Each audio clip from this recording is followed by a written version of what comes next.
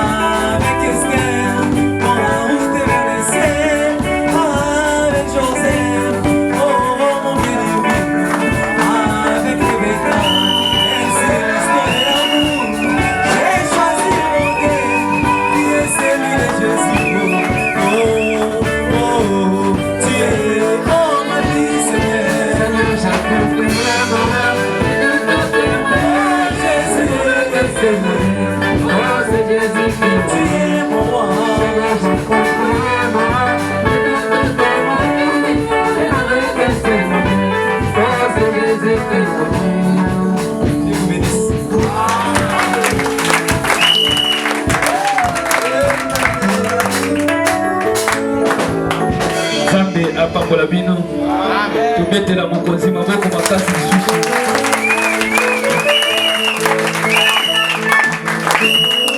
totelema toyembela nzambe na esengo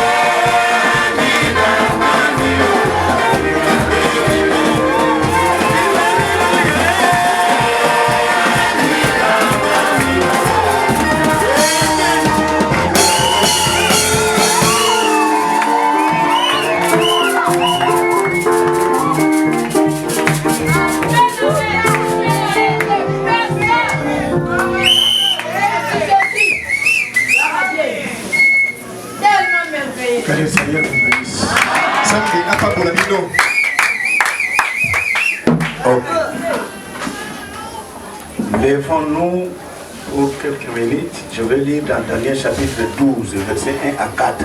Totalement, na minute moke, na kota na Daniel bokampona zomi na mibale, molonga liboso kino ya minei.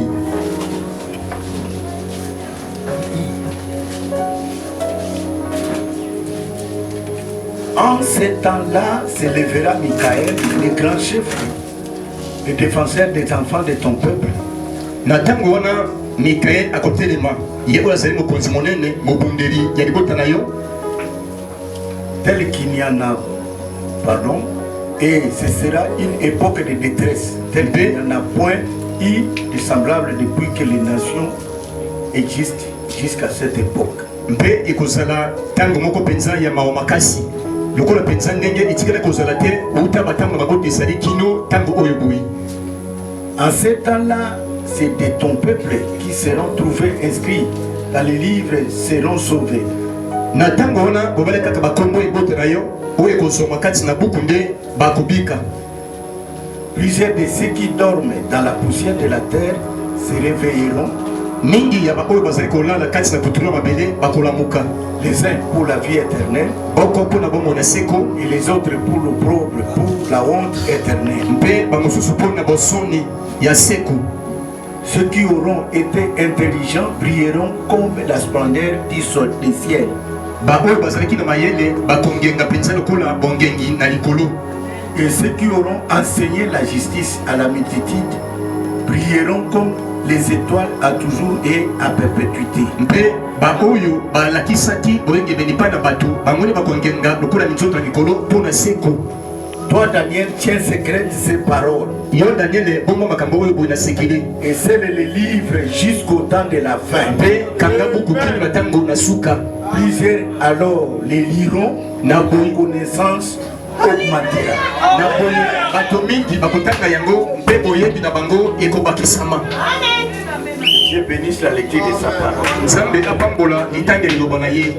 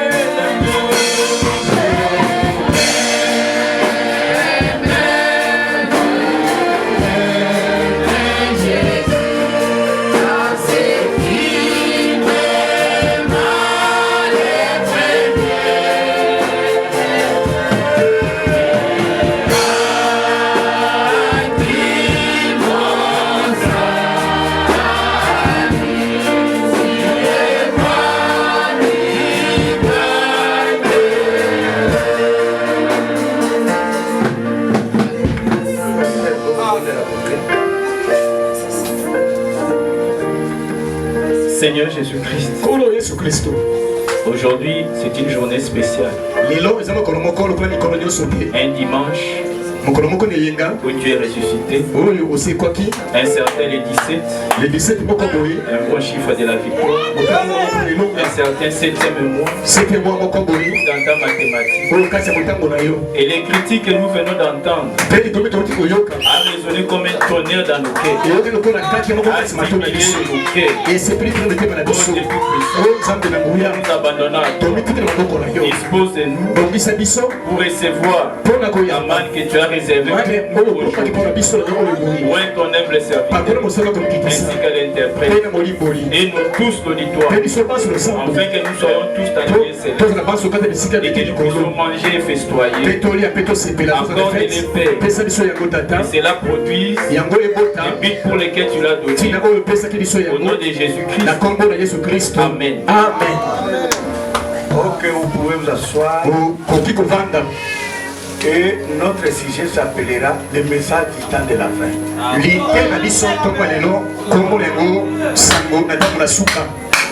Amen. Amen. Le message du temps de la fin, c'est Dieu qui a lui-même parlé à Daniel. Et c'est le livre jusqu'au temps de la fin. Et si aujourd'hui le livre est ouvert, c'est que nous avons la parole pour le temps de la fin. Amen. Amen.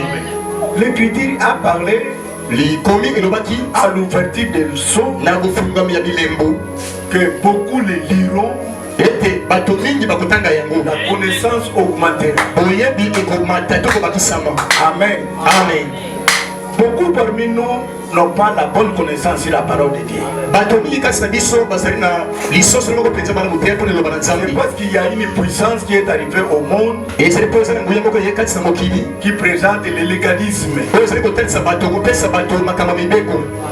Si vous êtes un homme saint, c'est comme si vous êtes arrêté là. Mais c'est pas ça. Il y a la parole qui était scellée de cette sceaux. Et tous les âges n'ont pas compris ce que vous connaissez aujourd'hui. Quand Dieu a ouvert les sceaux, il a révélé les choses.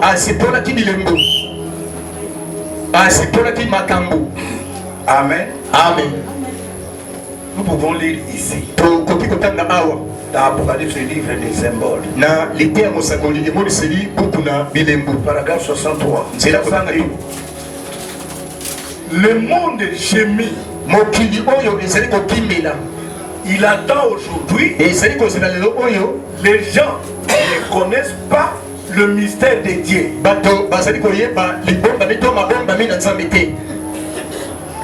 Amen. Amen. Pourquoi? Ils n'ont pas été enseignés sur le mystère de Dieu.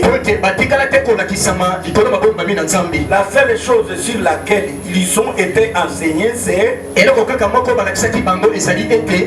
adhérer à l'église. Mettez votre nom sur le registre. Soyez un brave garçon. Traitez votre voisin correctement. C'est bien. Mais vous devez connaître le mystère de Dieu. Alléluia. Les enseignements que nous allons dans les églises, c'est pour être un homme bon. Faire ceci, ne pas faire cela. Mais la Bible dit dans Apocalypse 10 quoi? À la fois 17e ange, quand il sonnera de la trompette, terminez la phrase.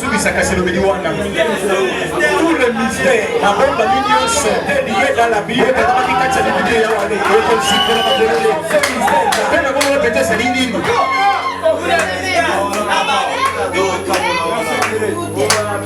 Amen. Amen. Voilà le message du temps de la fin.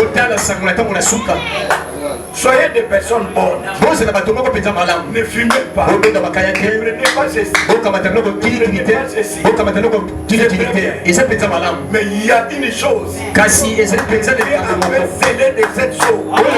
C'est ouvert. Le mystère. Et ce mystère-là donne la foi de l'enlèvement.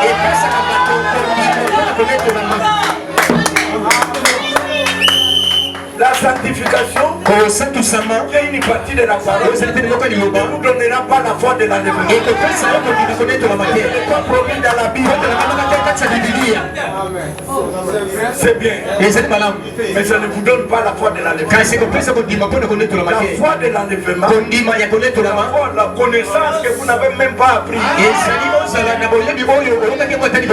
Ouverture des sceaux, le mariage et divorce, le grand mystère qui secoue le monde.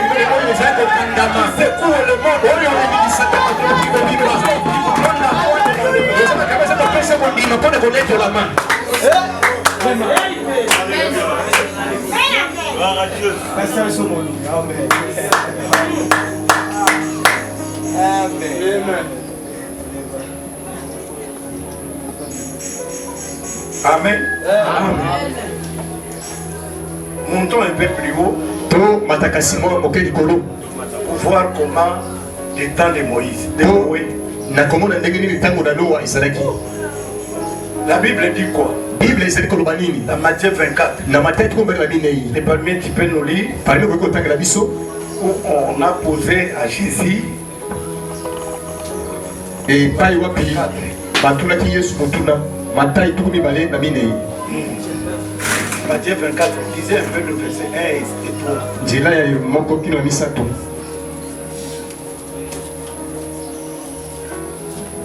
Comme Jésus s'en allait, au sortir du temple, ses disciples s'approchèrent pour lui en faire remarquer les constructions. Mais il leur dit, voyez-vous tout cela? Je vous l'ai dit en vérité, il ne restera pas ici pierre sur pierre qui ne soit renversé.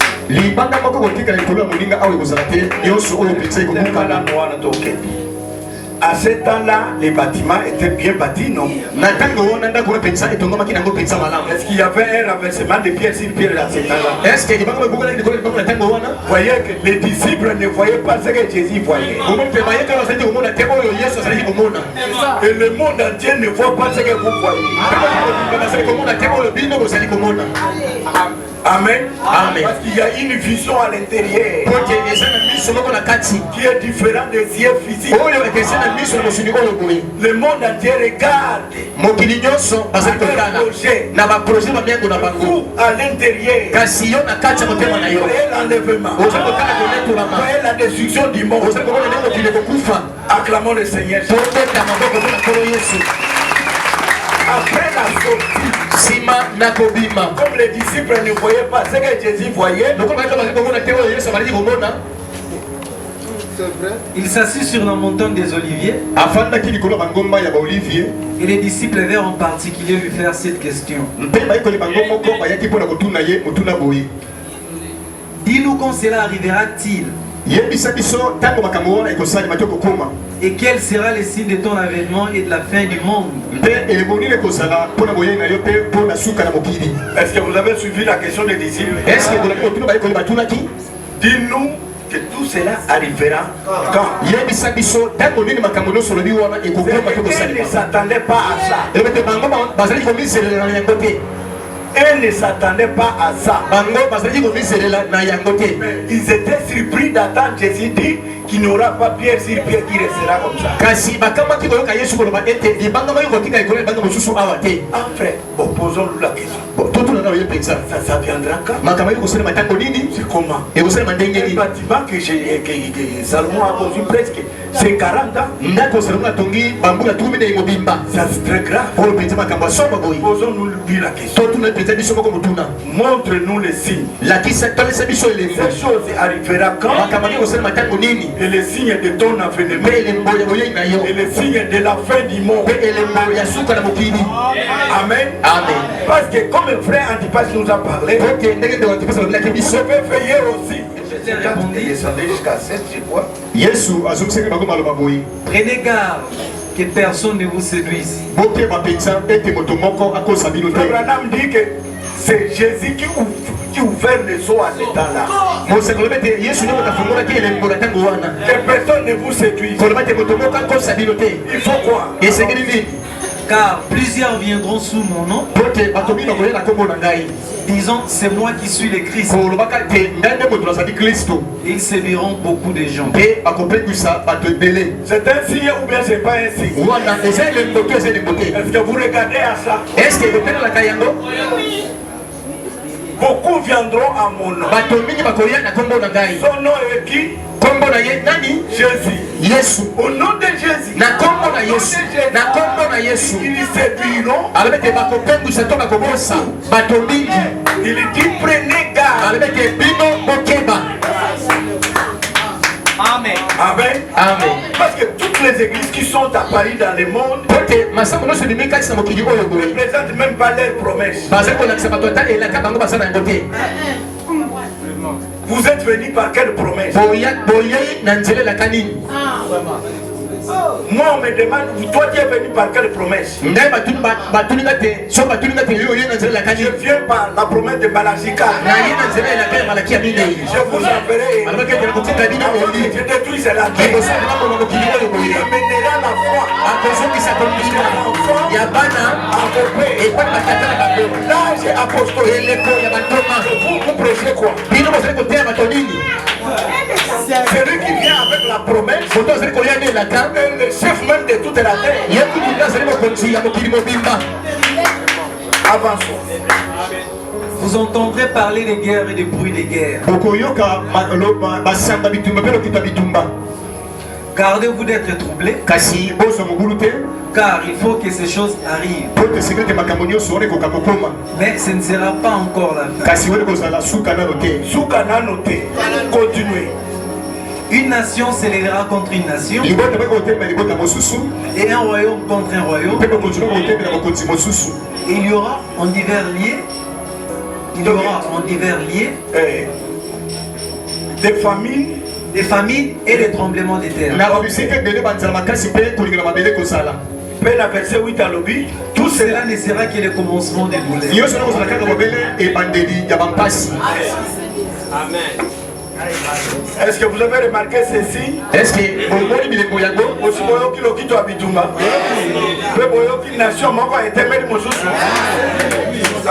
c'est le commencement des douleurs. Si la femme commence à sentir les douleurs pour affronter,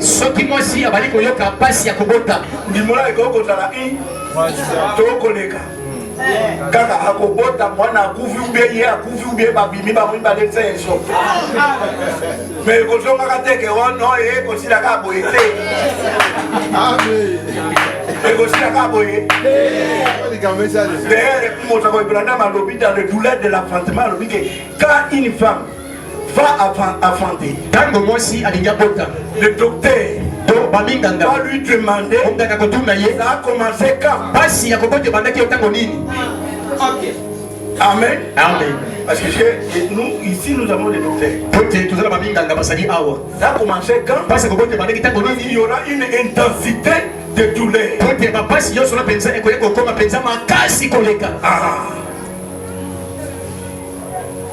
Amen. Amen. Aujourd'hui, il y a une troisième guerre mondiale qui s'attend à s'éclater. Et ça arrivera. Parce que c'est dit même dans la parole. Je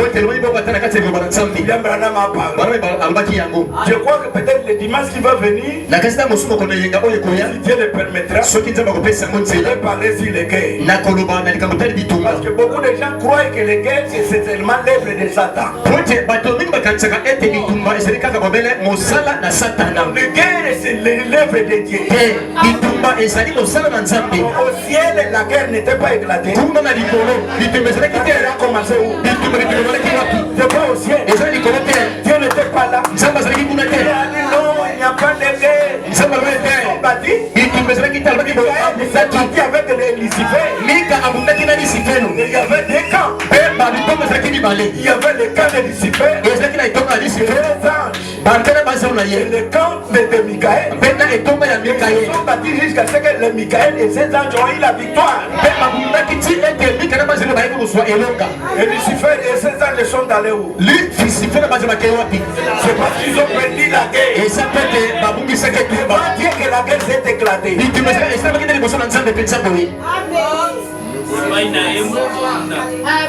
Acclamons le Seigneur.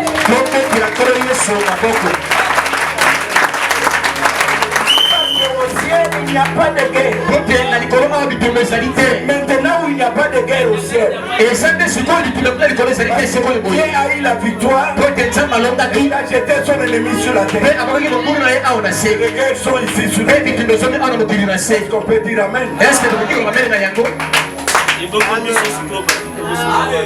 Ok. Et quand nous allons vite, parmi lisez ici dans le verset 36, 32,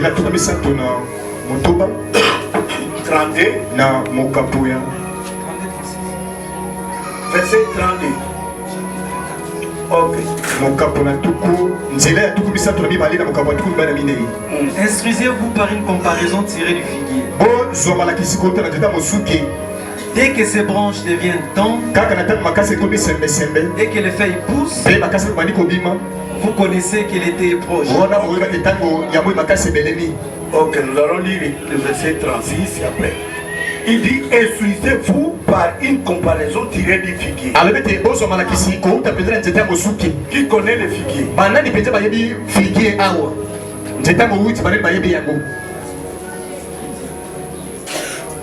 Le figuier, c'est Israël. Le figuier, c'est Israël. Amen. On peut dire amen. Parce que dans la Bible, Dieu parle que de ce qui est dans la nature. On nous appelle des brebis, non? Toi, tu es une bête qui est appelée brebis. Est-ce que le Saint-Esprit est comparable à une colombe, n'est-ce pas? Et la parole nous appelle des aigles. Amen. Amen. Le fils d'Abraham, quand Abraham sortit la nuit, le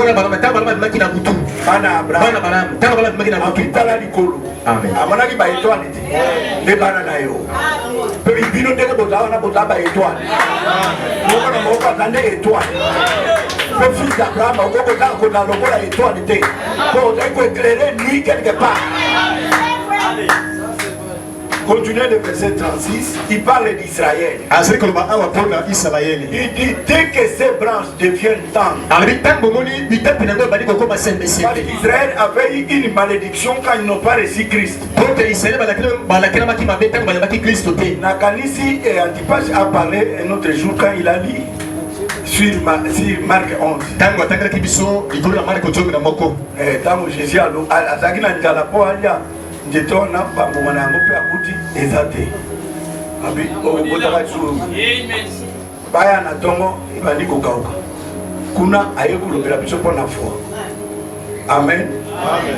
Ne awa ayekolobaki njeto ekauka ki wana soki bamoni ekomi kozonga lisusu. C'est le retour d'Israël dans leur terre. Et c'est le retour d'Israël et quand c'est dans ma belle dans ma go. Israël sikoyo azana étranger to azana terre na fa. Donc tous les signes sont là. Vous voyez que les signes sont là. L'intensité de douleur. Ça s'ajoute un jour à l'autre. Ça finira par quoi?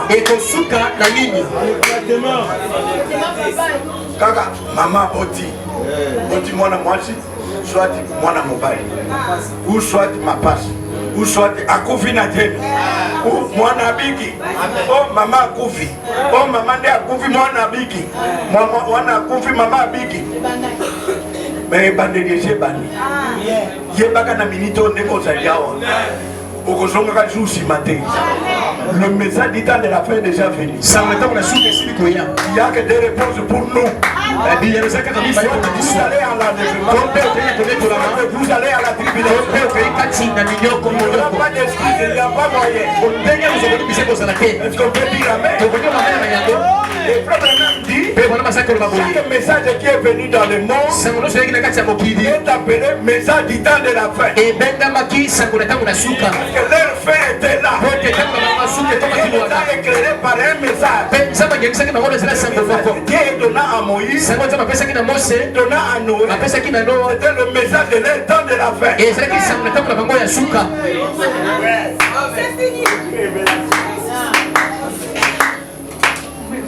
Maintenant nous Genèse, au bazar la Bible. Oh, il y a un message à Noé. Et il y a un message à temps de la fin.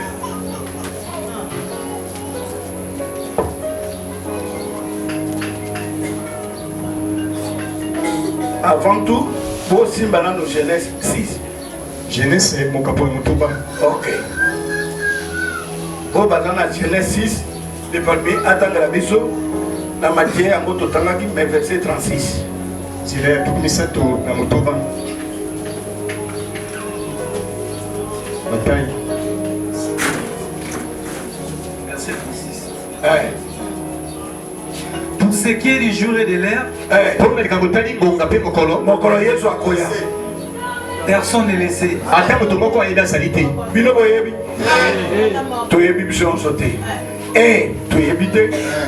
mokolo toyebite.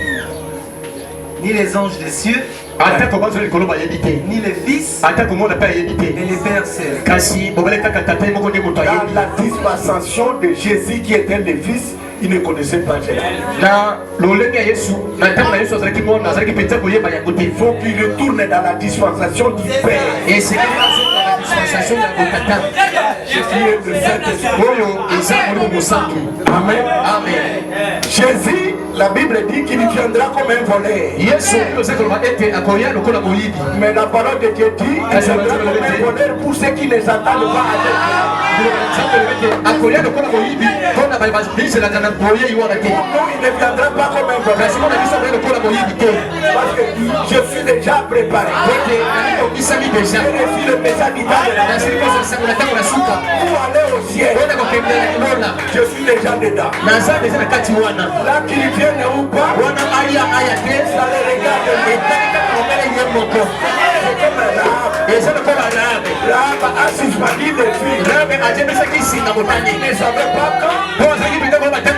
Et ne disait rien pas attaquer Jéricho.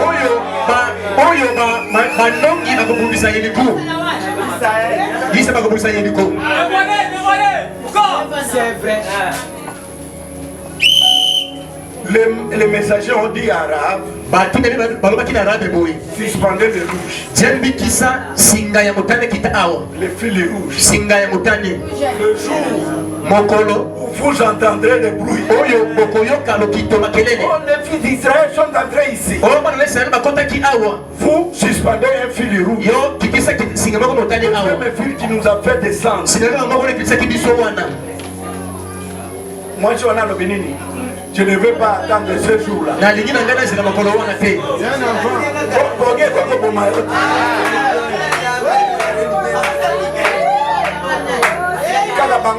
Il a suspendu. Il vient la nuit. Ça le regarde. Moi j'ai placé déjà des femmes étaient tuées avec les hérissons.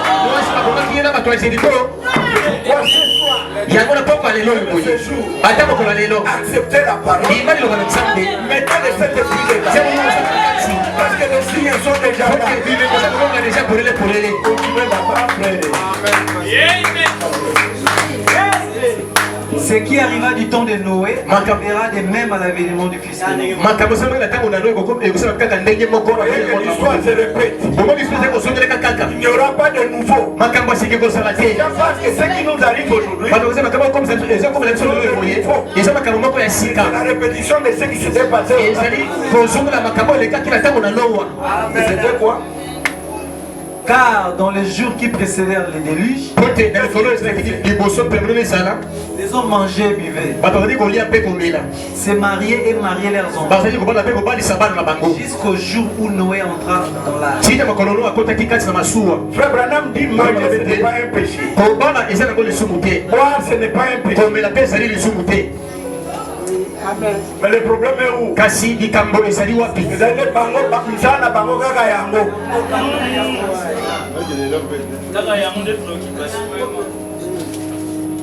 nalandaki moto moko po biso tomela ko biso ndenge ba secret na ba mai na biso mais ezalaka te ke moko nyonso secret na ndongo secret na popa kaka yango te.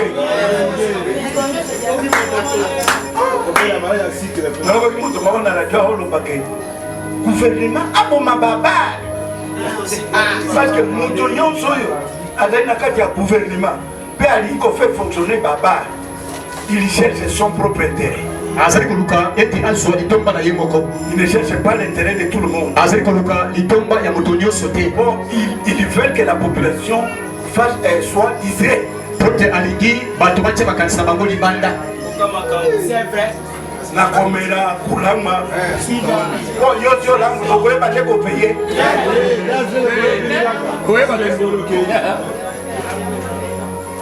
mabala komela kolamba babare distraction yo ndeko kanisa distraction wana boza bien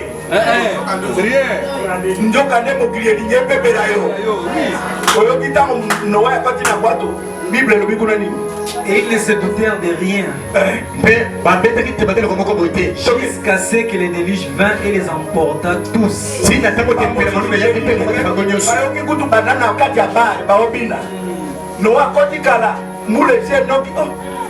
wana makapamba papa bina tena moshi na hii mimi yote kwa bila nena kaja liwate. Amen.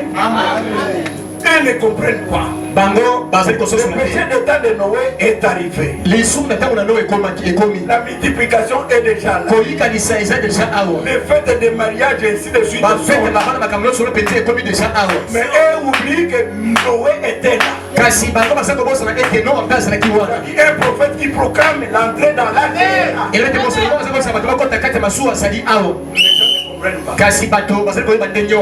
ne doutait de rien. Il en sera de même à l'avènement du Fils de l'homme.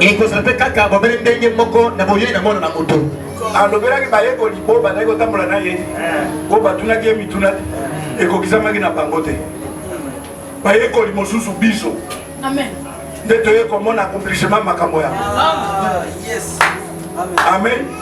Pour promesse à personne qui peut n'a pas école. Na yo peka mo école. Mais bango baluka qui ba mona bata oyo tozali. Ba mona ki ankote. Et d'abord que. Mais biso to ye komona. On moni boke bina biso na oyo abato ekese. Continuez. Alors, des deux hommes qui seront dans un champ, l'un sera pris et l'autre laissé.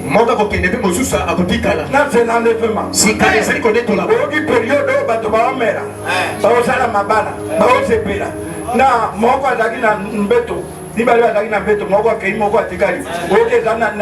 na distance. Dans l'apparition, ma camion soit est paraître. Enlèvement d'une journée à l'autre.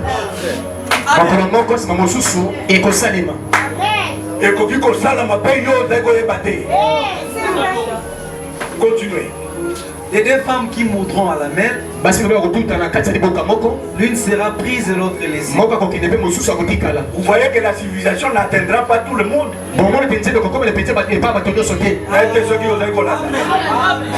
D'autres continueront.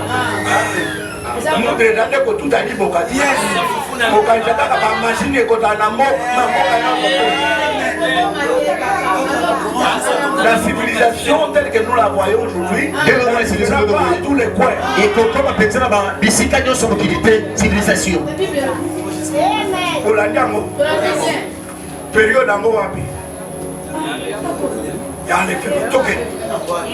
Veillez donc, puisque vous ne savez pas quel jour votre Seigneur viendra. Il a dit ce qui arriva du temps de Noé. Ce qui arriva du temps de Noé. Ce qui était arrivé au temps de Noé. Le chapitre 6, le verset 1. Genèse. Verset 1. Lorsque les hommes eurent commencé à se multiplier sur la face de la terre,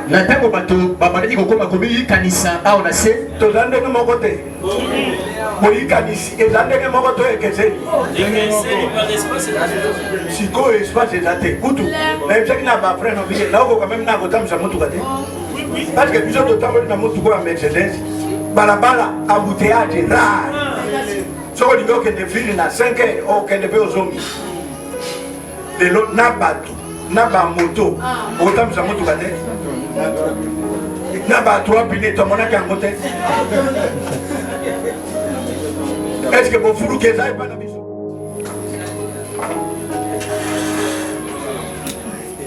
oui bodana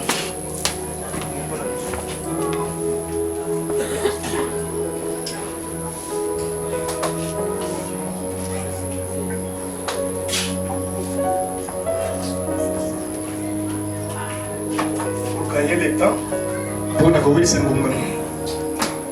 Dieu a fait ce jour. Asali makamuyo so ici. 7e jour à se reposer. Na mokola sambo apimaki. Aye kolobela dan. Aye ko créer moto na 4e jour. Aye kosala moto la 6e jour. Chiffre 6, et j'en ai chiffre mondanité. Même frère Branham, comme on a eu, moi j'appelle ça Kango, et dans 7 lettres pour les achèvements. Dès moi je dis Aïe Saki. Amen. Aïe ici Adam. Et puis le jour où tu mangeras, mon colo yo kulia. Okokufa kaka makolo moko wana. Adam peut aller. Là il n'a pas changé. Mais pas couper les mêmes jours. Bon, Adam Salaki 930 ans. Comme ça dit, 1000 ans.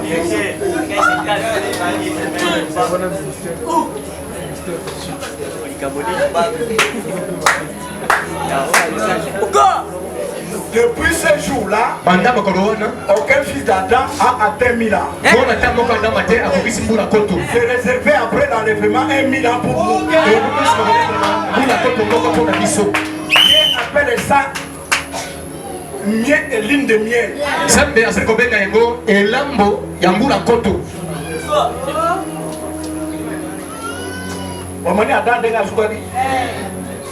Depuis mon crier Salamana les gens,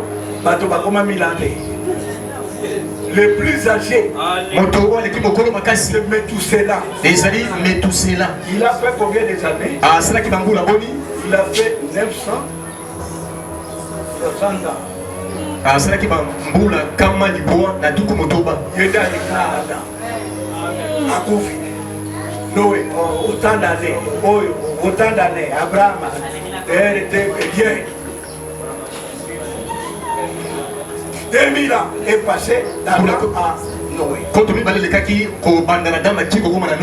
2000 ans est passé de Noé à Jésus. 2000 ans doit passer de Jésus à l'enlèvement. Pour mon climat, il y a un millénaire et 6 millénaires. Oui. Vous voyez bien? Vous voyez ça la Mikolomotoba.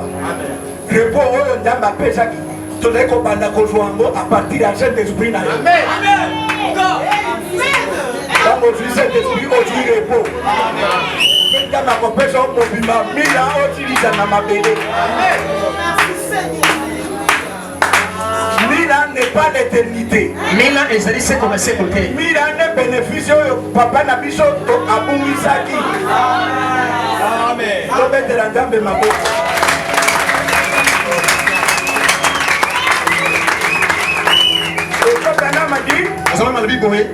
Nous allons vivre dans la chair avec la vie éternelle.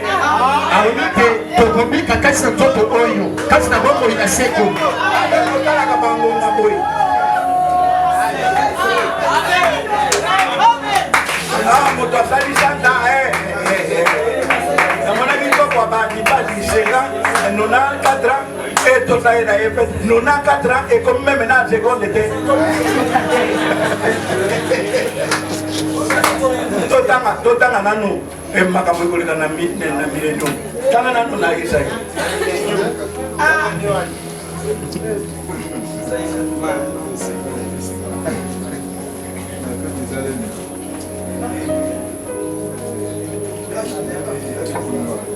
Nous allons fêter une millénium. Ça va faire du Mokoya et là, Mamboula Koto.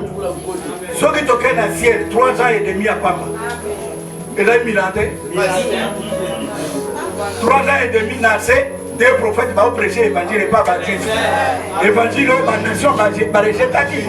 Des prophètes vont prêcher pour nous joindre semaine dans Bango. Oh, Jésus a prêché qui 3 ans et demi. Antiquel Bango 3 ans et demi. Entre 3 ans et demi, les âges de l'église. Il est comme il y a le sambo. Le dernier âge des années, oh, il y a un anayo. Et comme vous savez, Branham a dit que le messager vient toujours à la fin de l'âge. Faut-il dire, il y a quelqu'un qui a dit à Moïse, que j'ai vu l'affliction de mon peuple. Et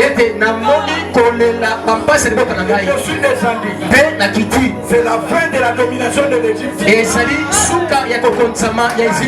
à Noé, fais l'arche. C'est la fin de tout ce qu'il y voyait. Quand Noé a dit la arche, tout le monde vivait dans la fin. Donc,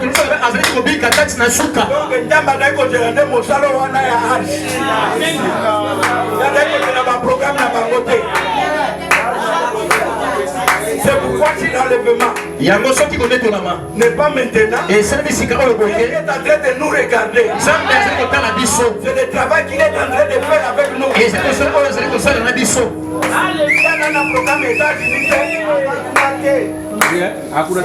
États-Unis, il n'y a pas un problème, mais il ne regarde pas à ça. Toutes ces nations-là essaient de nous servir comme des signes. Il y a un travail entre vous et Dieu. Il est en train de construire l'arche. Et Branham dit quoi? Au ciel, chaque maison est construite. Si ce n'est pas achevé, tu ne peux pas te retirer. Parce que ok,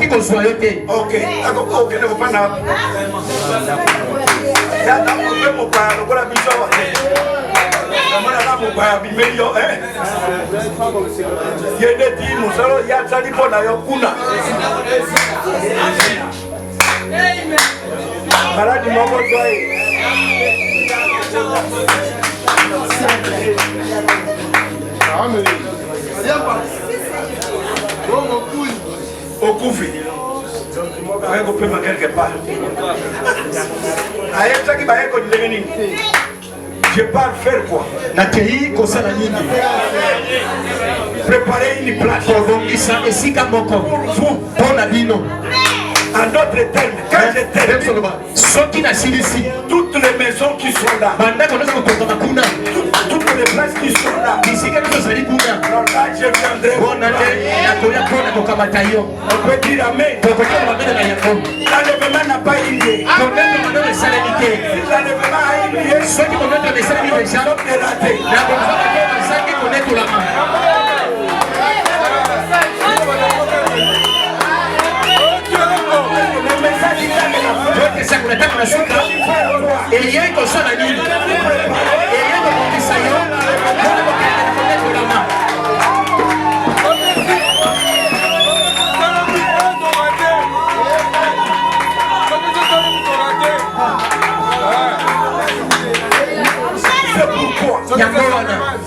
Frère Branham dit, Abraham,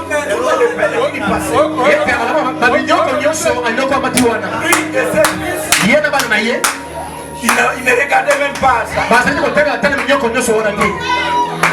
Il vivait dans quoi? Dans des tentes. On dit à Abraham, pourquoi tu vis en tente? Je suis en train de chercher la cité pour le consulter.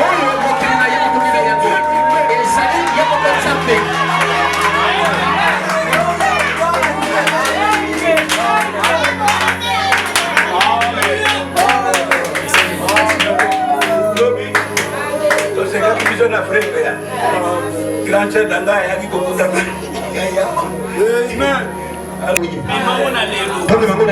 Basalaki ligue contre Yemotouana pour Atalaki ko préserver Atana dénomination mon côté Nangomana. Bafarisien Basali Boy. Bascrit.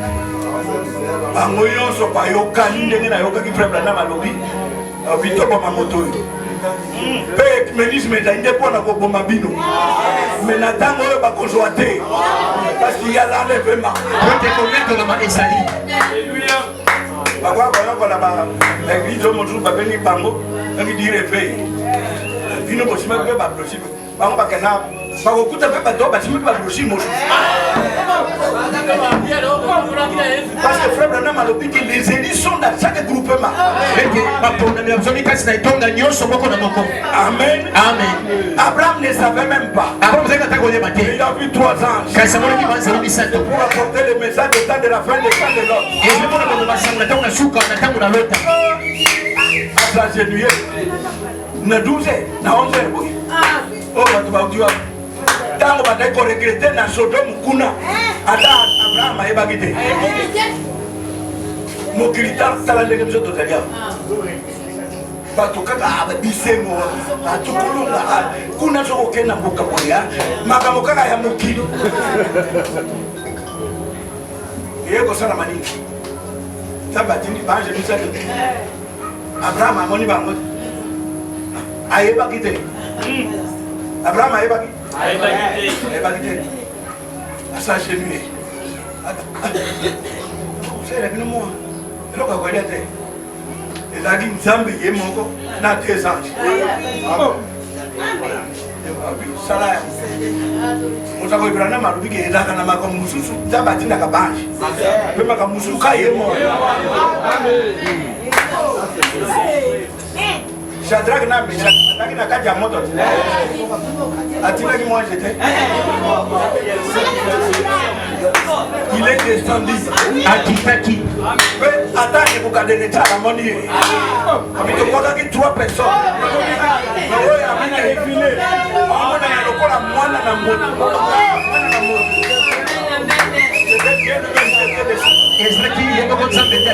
Dans la prédication messager du temps de la fin. Tous les anges peuvent demander la permission de casser Babylone de la carte. De Meshach, Abednego et Shadrach. Je dis non, je suis en train de regarder. Chaque fils de Dieu qui passe dans une souffrance, il y a une conférence au ciel.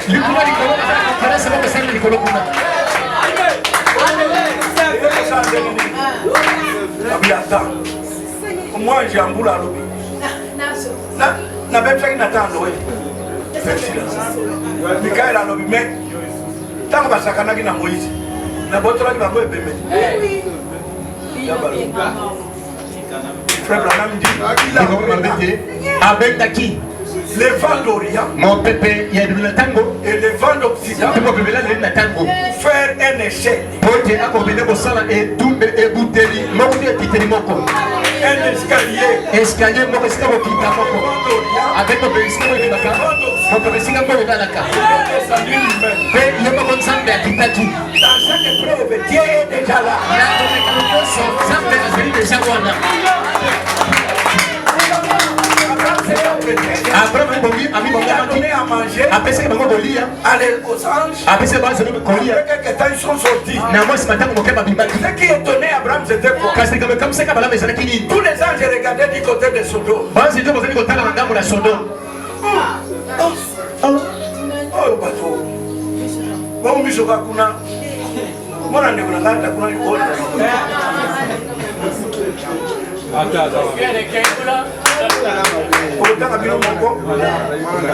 na 18, chapitre 18, elle n'a pas ici. Alobi, je lui balai bakri. Ndaba tikali na bra. Question à poser, qui kakaye moko a se poser la question. Est-ce que cacherait est-ce que nakogombela abalayama? Sodome là-bas, il y a l'homosexualité. Pour le Sodome homosexualité, c'est le Makuna. Antipas, il y a un mariage, il y a un frère vert. Pasteur, il y a un Bango. Ok. Frère Gaston, a Balina Anissé.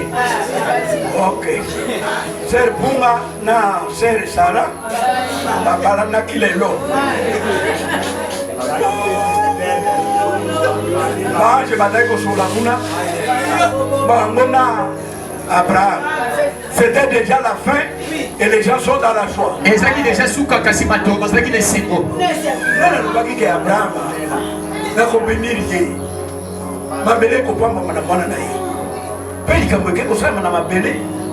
Pena bomba ici soit prêt. Abraham. Bon.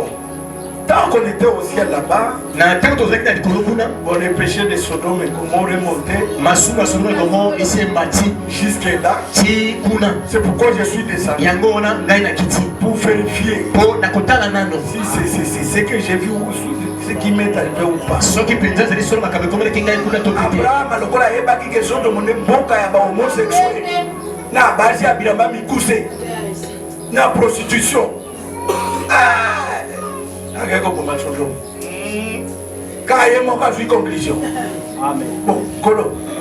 Ndeko tunabongina tunamituna teponga ide poussière. Soko kuti bato 50 ya bien.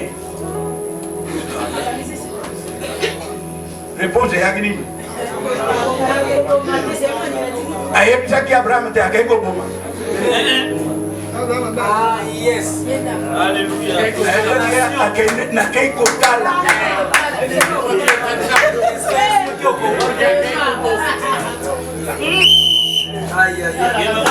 Bon, ndenge mokili ekomi. Mosako Ibrahim alobi ke soki nzambe abumi mokili oyo te akosenga pardon na solo. Mais akosekisa bango ke nazalaki ete. C'est pourquoi vous avez un message du temps de la fin. Pourquoi le message du temps de la fin? Pour vous préserver de la fin qui va arriver. Awa na mokili soki balinga zala bitumada na Congo. Chaque mboka yango soki par exemple soit Cameroun. Akosala likambo liboso nini? A retirer ba Camerounais yonso. Tant que vous êtes dans message attendre la fin, molimo andambe la yawa et non pas que vous tira les bébélomba. Et ma prochaine à ma moto bonne à dégueu. Pas au camp que les boulons que salami, les va pour me ah, à mon ici, bon, et bien la maladie a fleuve et dit qu'on a un continent maloukou et puis qu'on a un côté à Kimpé. Oh, ma camarade, car ma femme dit, maman a dit, maman a dit, et tout dit. Ah, je dis, maman, maman, oui, ma tomate, on a ma maladie. Mais elle est comme Nayo, Nali Boumounayo. On a dit, ouais, attendez la fin.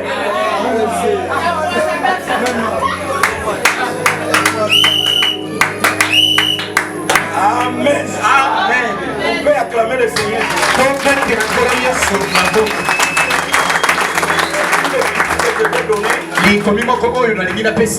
Message à l'Égypte. Les Israéliens prennent l'Égypte. Abimali. Hein? Message à Jésus. Lui et les pères sont un. Pendant papa a couvert la bisou. Message à Abraham et Janine. Les années Jean 17, 20, 23.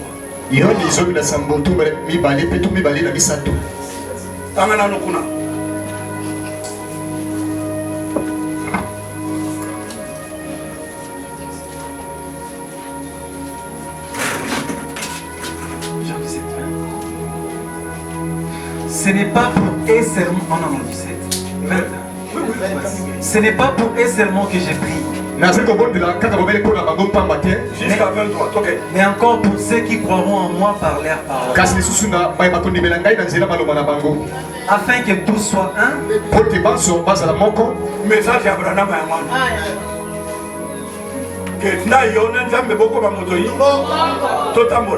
Comme toi, Père, tu es en moi. Et moi je suis en toi. Afin qu'eux aussi soient un en nous. Pour que le monde croie que tu m'as envoyé. Je leur ai donné la gloire que tu m'as donnée.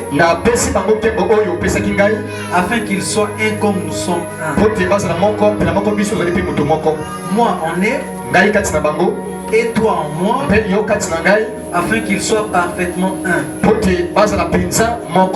peut dire Amen. On peut dire Amen. 23. Non. Et que le monde connaisse que tu m'as envoyé. Et que tu les as aimés comme tu m'as aimé. Le même Dieu dans l'Ancien Testament. Un lui-même. Et il s'est partagé.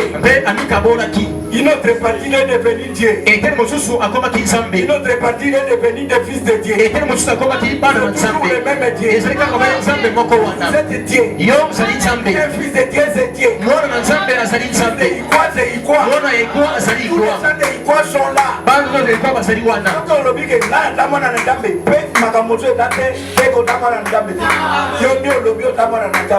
un fils de Dieu est Dieu. C'est pourquoi la raison que Branham est venu. Jésus-Christ dans notre vie. Jésus et moi, nous soyons un. Dans le peuple se fait là. Apocalypse 10. Chapitre 1. 10 verset 1. C'est la portion de l'écriture qui concerne Dieu lui-même. Le verset 7. C'est le verset de William Branham. Jusqu'au verset 10. Dans le verset 11. C'est vous et moi. Est-ce qu'il y a Amen? Donc l'Apocalypse, c'est accompli. Ça s'accomplit même ce soir. Il a dit qu'il a vu l'ange. Dans le livre. Le livre était scellé. Et cette chose que Daniel avait vu. Mais dans l'Apocalypse 10, le livre était ouvert. Depuis le ciel. L'ange de l'Alliance. Qui est Jésus-Christ. Ce n'est pas William Branham.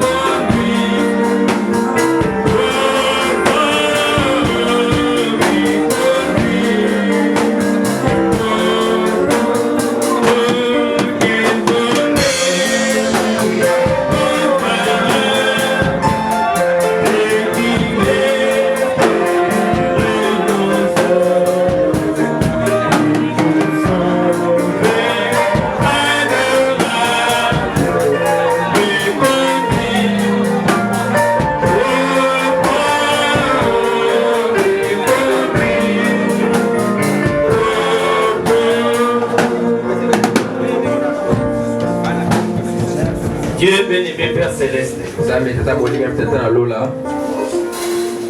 Réellement Père Céleste. Nous venons de voir que réellement nous sommes au temps de la fin. Ce qui arriva du temps de Noé, nous le voyons réellement dans notre temps. Ce qui arriva du temps de Sodome et Gomorrhe, nous le voyons réellement dans notre temps. Tellement de distractions, des projets de construction, des mariages, des fêtes, tout un tas de distractions, Seigneur. Oh, il y avait un peuple à part que toi tu as averti. Seigneur Dieu Tout-Puissant, que chacun de nous, nous soyons de ce nombre-là. Le groupe de Noé, le groupe d'Abraham, qui était à part. Celui qui n'a pas le repos, celui qui n'est pas encore entré dans l'arche, celui qui n'a pas le Saint-Esprit. Seigneur, en écoutant cette parole, il a une soif et une faim terrible de chercher le Saint-Esprit. Nous te disons merci de nous avoir parlé aujourd'hui. Nous avons été bénis. Et tu as écouté nos prières. Chacun a parlé devant toi. Toi, tu es celui qui écoute et qui exauce. Exauce chacun d'entre nous.